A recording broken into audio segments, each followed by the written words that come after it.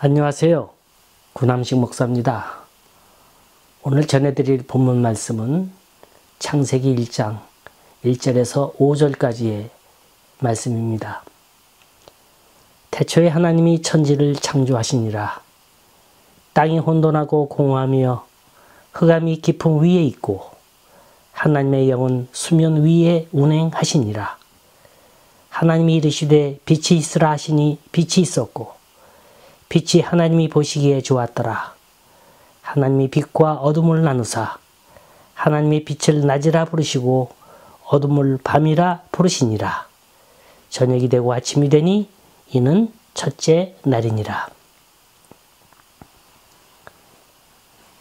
하나님이 천지를 창조하셨을 때 모든 걸 질서 있게 그리고 조화 있게 창조하셨습니다. 그리고 하시는 말씀이 보시기에 좋았더라 하셨어요. 이 좋다라는 말은 완전하다, 완벽하다라는 말이 아니라 사랑스럽다라는 말입니다. 빛과 어둠을 창조하시니 그게 그렇게 사랑스러웠고 바다와 육지를 창조하시니 그게 그렇게 사랑스러웠고 씨 맺는 채소와 열매 맺는 나무를 내시니 그게 그렇게 사랑스러웠습니다. 창세기 기자는 이 하나님의 벅찬 감격을 표현하기를 보시기에 좋았더라 이 말로 간단하게 표현했습니다. 하지만 이건 단순히 좋은 게 아니라 하나님의 세밀한 간섭이 있고 한치의 오차도 허용치 않는 엄청난 사랑의 힘이 들어있는 겁니다. 제 주위에는 암으로 투영하시는 분들이 여러 분 계세요. 아주 오래된 책인데 지금도 구하실 수 있는지 모르겠습니다만 사랑받는 세포는 암을 이긴다 하는 책입니다. 이 책의 저자는 김영준 박사라고 하는 한의학과 양의학을 다 전공하신 분이에요. 특히 이분은 암에 관해서 많은 연구를 하셨습니다. 이분이 세계보건기구의 한 멤버로 남태평양의 뉴기니아 섬에 파견 갔을 때 일입니다. 이 남태평양의 섬은 아주 아름답대요. 물이 수정같이 맑아 바다 밑이 다 보인다 그럽니다. 또 바닷가의 모래는 그야말로 하얀 백사장을 이루고요. 먼지 하나 없답니다. 손으로 이 모래를 담으면 쪼르륵 다 흘러내립니다. 그 바닷가에서 김 박사 일행이 바닷거북이를 봤다는 거예요. 이 거북이들은 엄청나게 큰데 때가 되면 엉기적 전부 육지로 기어 나온다는 겁니다. 이건 다름 아니라 알을 낳기 위해서랍니다. 이들은 바다에서 나와서 구덩이를 파고 한 구덩이 속에다가 50개 내지 100개의 알을 낳습니다. 그리고 자기가 낳은 알을 모래로 다시 묶고 어미들은 다시 바다로 나갑니다. 그러면 그 모래의 따끈따끈한 열에 그 알이 부화가 됩니다. 근데 놀라운 일이 있어요. 그 거북이들은 알을 낳는데 그 위치를 재보니까 바다에서 떨어진 거리가 모두가 똑같이 자로 잰 것처럼 2.5m라는 거예요. 바닷면이 들쑥날쑥한데 놀랍게도 정확히 2.5m 지점에 알을 낳았다는 겁니다. 이 거북이들은 2.7m만 가도 멀어서 새끼가 다시 바다로 나오기가 힘들고 2m만 가면 파도가 들이쳐서 알이 부화되지 않는다 그럽니다. 근데 놀라운 일이 벌어집니다. 이제 거북이가 알을 깨고 나오는데 어느 날 저녁이에요. 하얗던 백사장이 어스름한 달빛에서 보니까 까만색으로 변해가고 있더라는 겁니다. 그래서 가까이 가보니까 새끼 거북이가 모래 속에서 솟아오르더라는 거예요. 수백만 마리의 거북이 새끼가 올라오면 그 백사장이 까맣게 뒤덮입니다. 그런데 이 거북이 새끼가 아직 눈을 뜨질 못하고 나오는 거예요. 더욱 놀라운 건 단 한 마리도 육지로 향하는 놈은 없고 모두가 다 바다로 가고 있더라는 겁니다. 어떻게 이들은 이렇게 잘할까요?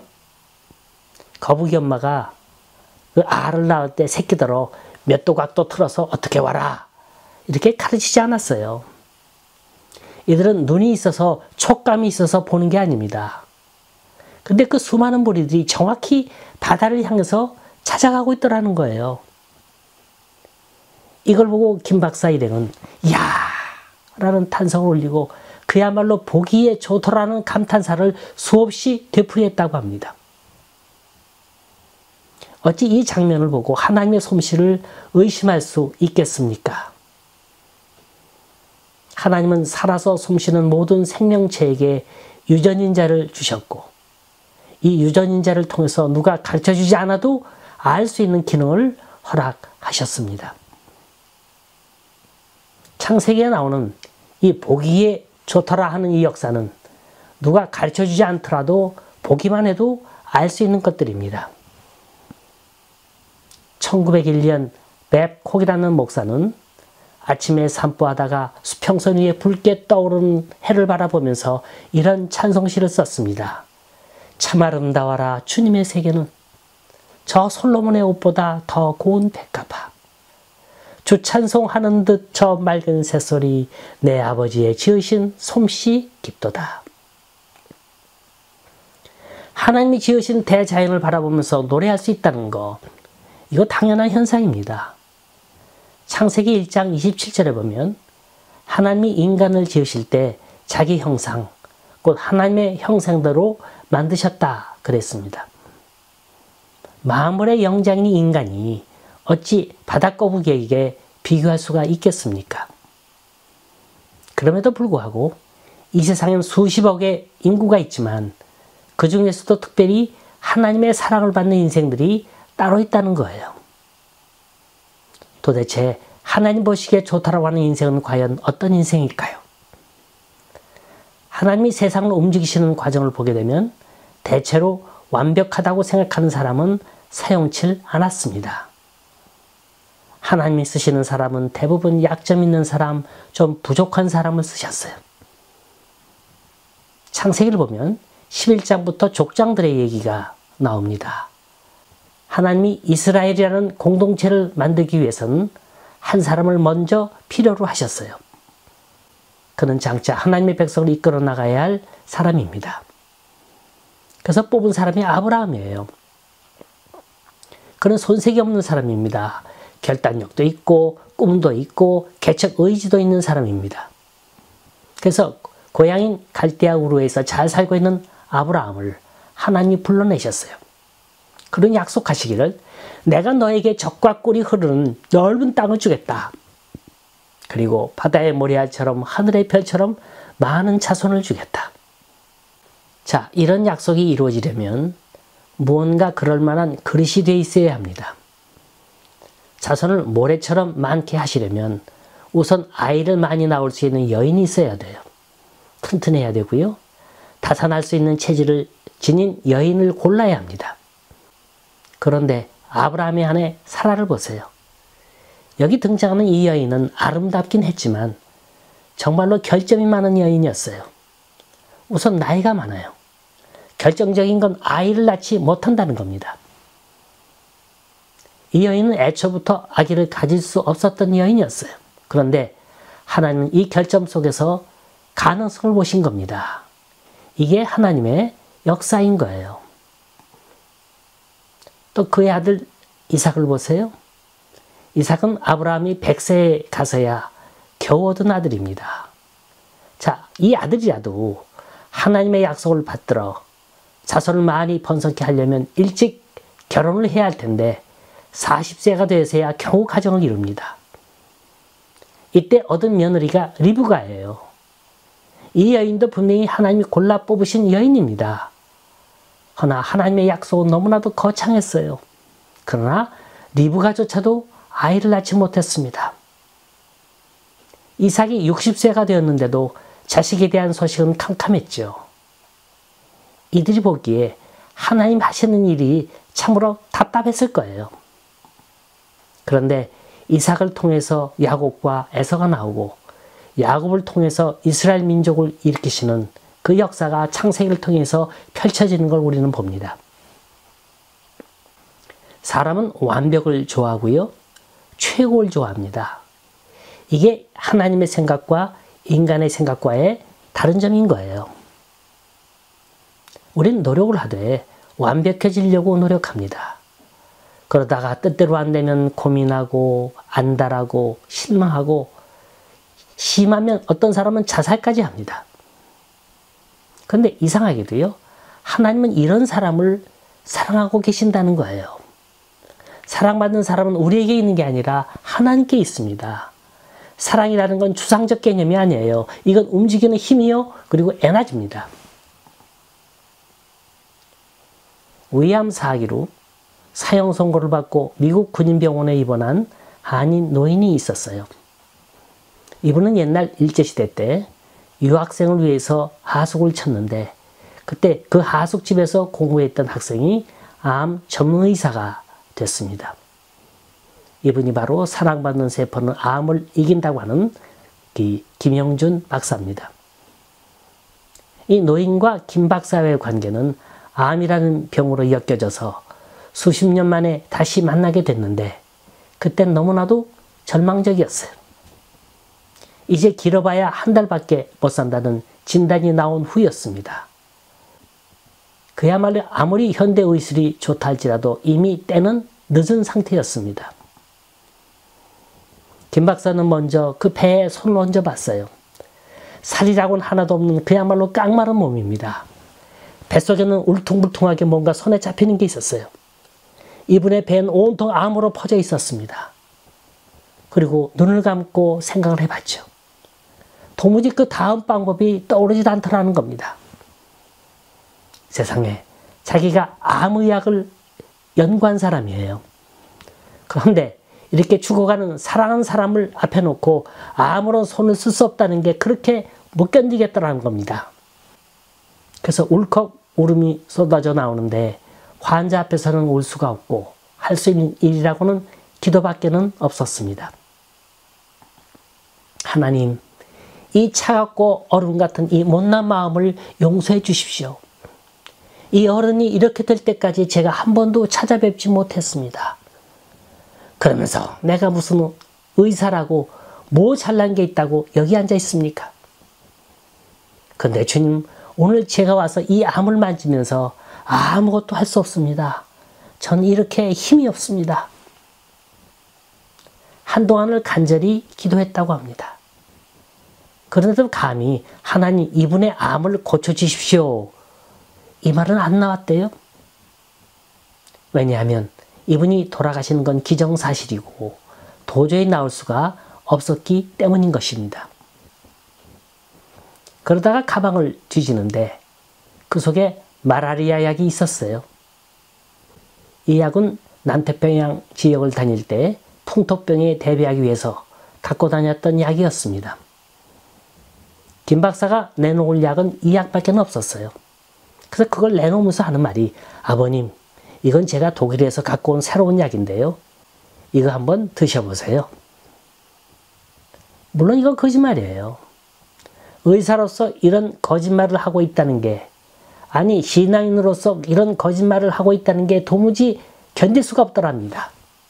그래서 그 약을 전해드리고 호텔로 돌아왔는데 이틀이 지나서 그 노인에게서 다시 호텔로 전화가 오는 거예요. 그때 전화에서 들려오는 그 첫말이, 아니 자네 나에게 그럴 수가 있나? 이 소리를 듣고 김 박사는 가슴이 뜨끔했답니다. 그도 그럴 것이 위암말기 환자에게 말라리아 약을 놓고 왔잖아요. 그래서 사과하고 변명하려는 그 찰나, 말을 채 잊기도 전에 어서 그 약을 달라고, 돈은 얼마든지 줄 테니 그 약을 달라는 거였어요. 이 얘기를 자세히 들어보니 이분이 바로 그 약을 먹고 난 이후 무언가 목에 당기더랍니다. 그래서 미음 한 사발을 먹었답니다. 이 때문에 가족은 비상이 걸렸어요. 아, 이제 마지막으로 돌아가시라는구나. 모두도 그렇게 생각했죠. 그런데 미음 한 사발을 다 먹고 난 이후 20분쯤 곤히 자다가 일어나더니 다시 배가 고프대요. 그래서 미음 한 사발을 또 먹었답니다. 바로 이때부터 이 노인이 원기를 회복하기 시작을 하는데 하루 이틀 지나면서 모습이 점점 더 좋아지더랍니다. 그래서 다시 미국 군인병원에 들어갔죠. 그런데 기적같이 딱딱한 암덩어리가 줄어들고 있더라는 겁니다. 이건 소위 암 전문의가 내린 진단이에요. 여러분 정말로 이 말라리아 약, 이 키닌에가 약효가 있었을까요?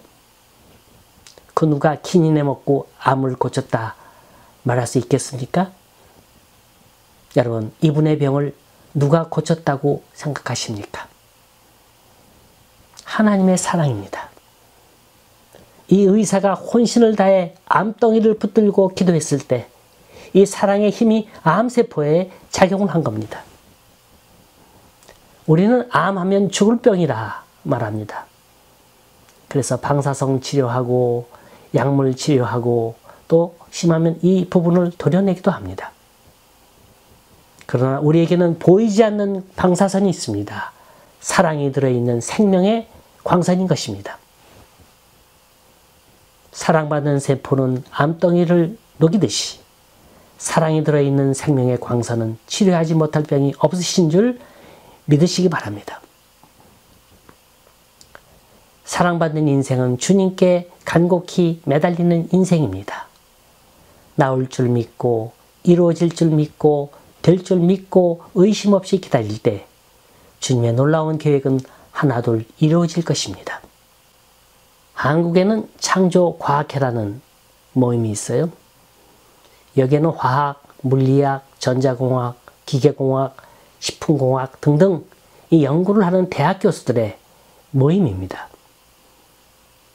이들 각 분야의 전문가들이 창세기 1장을 연구하면서 낸 공통적인 논문이 있습니다. 그건 뭐냐? 이 세상에 하나님의 사랑의 입김이 쏘이지 않은 곳은 한 군데도 없다는 거예요. 하나님이 첫째 날, 둘째 날, 셋째 날 하루하루 창조하신 그 역사들을 자세히 살펴보세요. 해와 달을 창조하시고 바다와 육지를 만드시고 그리고 생물을 만드시고 마지막 날에 인간을 만드신 대역사적 이 작품들, 자연에서 시작해서 하등동물, 고등동물 이르는 과정이 결국엔 다 인간을 사랑하기 때문이라는 깊은 뜻이 이 속에 숨어져 있는 겁니다. 이 세상엔 하나님을 만난 사람이 수없이 많이 있습니다. 어떤 사람은 현미경을 통해서 만났고 어떤 사람은 망원경을 통해서 만났고 어떤 사람은 엑스레이를 통해서 만났고 어떤 사람은 빛을 통해서 어떤 사람은 소리를 통해서 만났습니다. 근데 이 사람들은 모두가 다 하나님을 만날 때 하나님의 사랑을 경험했다는 거예요. 도대체 하나님은 우리의 어떤 모습을 보고 택하셨을까요? 주님이 우리를 택하시는 기준은 무엇일까요? 그건 사랑입니다. 우리 중심이 사랑받을 만한 인생을 살고 있다면 그 사람의 상황이 어떠한 간에 끝까지 사랑하신다는 겁니다. 이게 놀라운 복음인 거예요. 우리가 잘나서 우리가 좋은 일 많이 해서 우리가 자격이 있어서 그런 게 결코 아닙니다. 성경은 수많은 예를 우리에게 보여주고 있습니다. 사무엘상 16장 7절에 보면 하나님이 다윗 왕을 택하셨을 때 사무엘 선지자에게 하신 말씀입니다. 나의 보는 것은 사람과 같지 아니하니 사람들은 외모를 보거니와 나 여호와는 그 중심을 보느니라. 다윗은 이스라엘 41명의 왕 가운데 가장 탁월한 왕으로 기록되고 있습니다. 그는 왕 중의 왕이에요. 그래서 우리가 기억하기로는 다윗은 기골이 장대하고 용모가 준수하고 용맹이 있는 것으로 오해하기 쉽습니다. 그러나 사실은 그 정반대예요. 다윗은 용모가 왜소했고 형들에 비해서 안목이 너무 부족했습니다. 그런데도 하나님은 굳이 그를 불러다가 기름을 부으라고 하십니다. 이것이 하나님이 사람을 선택하시는 방법입니다. 사람들은 키를 보고 생김새를 보고 학벌을 보고 외모를 봅니다. 그래서 나중에서 눈물 짓는 사람도 꽤 있어요. 그러나 하나님은 중심을 보시는 분입니다. 물맷돌 하나만 있어도 하나님께서 함께만 하신다면 사자도 무섭지 않고 맹수도 두렵지 않고 블레셋 장수 골리앗도 아무것도 아니라는 이 자신감, 이 믿음이 귀한 겁니다. 신약으로 넘어가서 사도 바울의 예를 봅니다. 그가 1차 전도 여행 때 어딜 갔느냐면 루스드라라는 곳으로 갔습니다. 이때 누구와 동행을 했느냐면 바나바와 동행을 했어요. 근데 바울의 외모가 얼마나 빈약했으면 이곳 주민들에게 무시받는 장면이 나옵니다. 바로 이곳에서 바울은 안진뱅이를 고쳐서 낫게 했는데 주민들은 바울을 험해신이라 불렀고 바나바를 스스신이라 불렀다는 거예요. 스스신은 제우스 신을 말하는 거고 험해신은 그 밑에서 심부름하는 신입니다. 아마도 바울이 왜소했기 때문에 그들 눈에는 바울이 바나바의 심부름꾼 정도로 보였던 모양입니다. 거기다가 바울 몸에는 병까지 있었어요. 이 병은 안질이라고도 하고 또 간질병이라고도 하는데 아무튼 바울은 병약한 사람이면 틀림없습니다. 그런데 하나님은 다른 사람을 다 놔두고 이 같은 바울을 택하여 사용을 하십니다. 어째서 얼마든지 건강하게 하실 수 있는데 약함 그대로를 놓아두고 그 약한 모습 속에서 영광을 받으셨을까요? 하나님께 사랑받는 인생, 그건 결코 나약해서가 아닙니다. 결점이 있어서가 아니에요. 약하다고 다 쓰시고 또 불쌍하다고 다 부르시는 거 아닙니다. 하나님은 그 가운데서도 보시는 게 있었어요. 하나님이 보시고 택하시는 중요한 자격 요건, 그건 충성입니다. 진실함입니다. 그리고 중심입니다. 사도 바울이 루스드라에 있을 때 복음 전한다는 소식을 듣고 안디옥과 이고니온이라는 곳에서 소위 유대인 깡패들이 몰려왔습니다. 이들은 바울에게 돌을 던지고 시신시키고 돌무덤 속에 그를 파묻고 맙니다. 한참 후 정신 차리고 깨어나고 보니 온몸은 피투성이요 다리는 부러졌고 정신은 어지러질합니다. 도무지 그 몸으로 긴 여행을 떠난다는 건 불가능해요. 그런데 그 이튿날 바울은 그 몸으로 더베로 떠납니다. 이곳은 루스드라에서 약 30-40마일 떨어진 곳이에요. 그곳에는 그 어떤 교통수단도 없고 길도 없는 곳입니다. 그런데 또 비틀거리면서 굳이 우기면서 갑니다. 그 몸으로 며칠 쉰다고 해서 누가 뭘 할 사람 없는데 그토록 고집하면서 떠나야 할 그 이유가 뭘까요? 그건 복음 전파를 위해서인 겁니다. 하나님이 아브라함을 택하시고 다윗을 부르시고 바울을 택해서 사용하신 이유는 바로 이런 중심이 있기 때문입니다. 이런 신실함이 있었기 때문입니다. 하나님은 사람을 선택하시는데 절대로 완벽한 사람 부르시지 않습니다. 오히려 나는 완벽하다고 하는 사람에게는 교만이 있었고 태만이 있었고 아집이 있었습니다. 이들은 대부분이 이기주의자였고 자기 중심적이었습니다. 이런 사람들은 대부분이 신앙생활을 해도 나 편한 대로 움직여집니다. 그래서 이런 사람은 큰일을 못하는 거예요. 우린 하나님께 사랑받는 인생이 되어야 합니다. 하나님은 우리를 지으실 때 사랑을 받고 사랑을 나눠주라고 지으셨어요. 우리 인체는 모든 구조 하나하나가 다 사랑으로 연결되어 있습니다. 자, 눈을 보세요. 눈은 뭘 보는 기능을 합니다. 하지만 이건 눈을 위해서 보는 게 아니라 우리 몸 전체를 보기 위해서 존재하는 거예요. 혀가 있습니다. 이것으로 우린 맛을 봅니다. 그러나 이것은 맛에 머무는 게 아니라 이 음식이 위 속으로 들어가고 그 영양분이 간으로 전달됩니다. 또 우리의 심장은 1분 1초도 쉬지 않고 뛰고 있습니다. 그건 혈액을 전신에 보내주기 위해서입니다. 우리 몸의 그 어느 세포도 자신을 위해서 사는 게 하나도 없습니다. 우리 몸은 철두철미하게 사랑과 봉사의 원칙에 서 있는 거예요. 이 세상에서 가장 복된 사람은 사랑을 받고 사랑을 나눠주는 인생입니다. 자, 무엇이 사랑입니까? 마음 상한 일을 당할 때 침묵하는 용기입니다. 내 음성이 떨려올 때 기도하는 그 인내입니다. 무엇이 사랑입니까? 지저분한 이야기에 귀머거리가 되는 것이고요. 도움이 필요한 곳에 내 눈이 열리는 겁니다. 사랑이 있는 곳에 하나님이 계십니다. 우리 모두 사랑을 받고 사랑을 나눠줌으로 하나님이 창조하신 이 아름다운 세상을 다시 회복할 수 있기를 간절히 소원합니다.